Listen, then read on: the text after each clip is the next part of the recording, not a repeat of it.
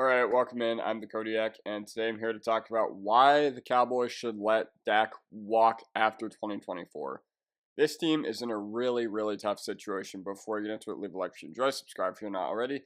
Let's dive right into it. So there's three guys who are coming up on a big payday with the Dallas Cowboys. Dak already got his big payday. I can't remember if that was 2020 or 2021, but I remember after he broke his ankle, he received a payday and became the highest paid quarterback in the league at the time, I believe. But yeah, so when it comes to CeeDee Lamb and Micah Parsons, those are the two other guys on the Cowboys roster who are going to be up for big paydays this upcoming year. CeeDee Lamb, he's unquestionably a top 3 wide receiver. He is going to be the Dallas Cowboys this year. They have no run game, and it's like we forget what the Cowboys looked like before they had to trade for Amari Cooper.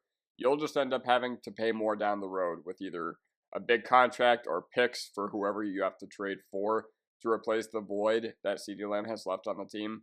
The Cowboys just do this over and over again. Like, this is nothing new to Dallas, and I don't understand why they let other teams set the floor and or the ceiling. Just sign the guy early if you want him. Just get it done. When has waiting ever worked for the Dallas Cowboys? And as much as people are hesitant on Micah Parsons because of him also kind of failing to show up when it matters most, he is a perennial all-pro caliber player who is still 25 years old.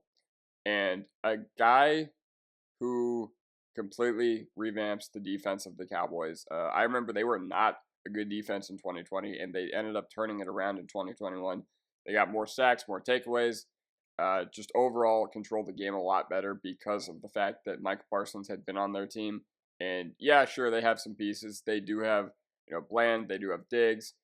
DeMarcus Lawrence can also still ball, but at the same time, this is a team that they're really not the same with their star edge rusher. Think about the Steelers, even though the Cowboys are way better than the Steelers.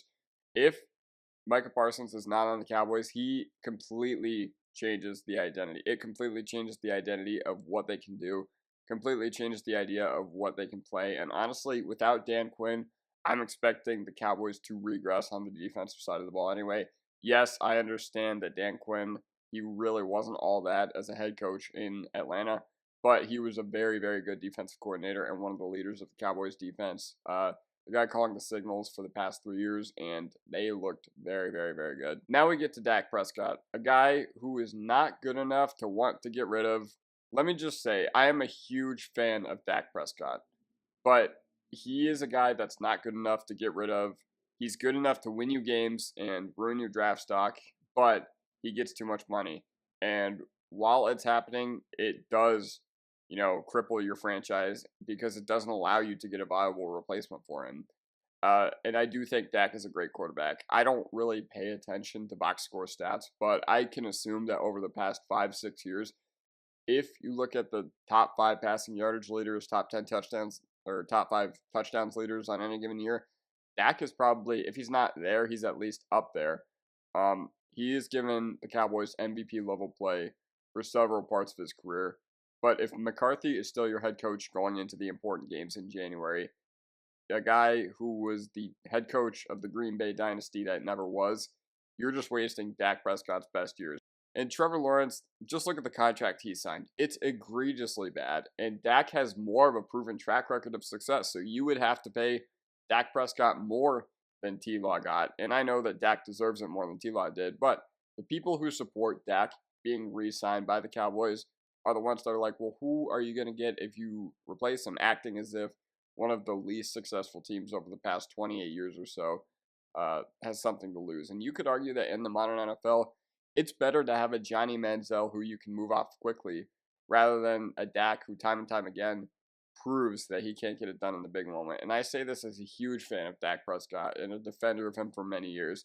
I do believe he's a good quarterback, and anyone who is the quarterback for America's team is going to be under the spotlight. But ultimately, the Cowboys, they can only keep 2 of the 3. And the one you're going to get rid of is Dak Prescott. It's just the nature of the sport. It's just how it's going to happen. I don't really know their plan in place to replace him because, Trey Lance, he would be a decent start to kind of see what you have. But at the same time, I don't think you're really expecting him to be much at this point. if it was going to happen, it already would have happened with him while he was on San Francisco. So yeah, but that just basically does it for me. That's what I think. That's why I believe the Dallas Cowboys ultimately should move on from Dak Prescott. I don't know if they're going to because Jerry Jones is almost loyal to a fault. And Dak Prescott's the quarterback. Jerry Jones has gone out of his way to absorb all the heat off Dak Prescott. And honestly, he deserves it. In the regular season, Dak is a guy who plays absolutely amazing. But when it's crunch time, he just can't get it done. And when you're in an uber competitive NFC, you have the 49ers, you have a team in your division that's probably going to be good for a while, at least in the foreseeable future, in the Philadelphia Eagles.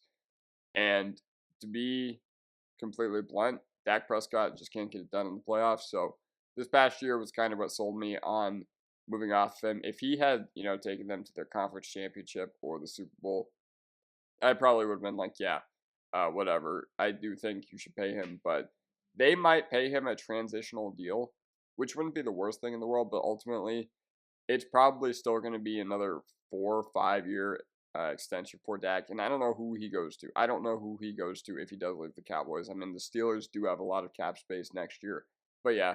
So that just basically does it for me, and I'll see you guys next time. Peace.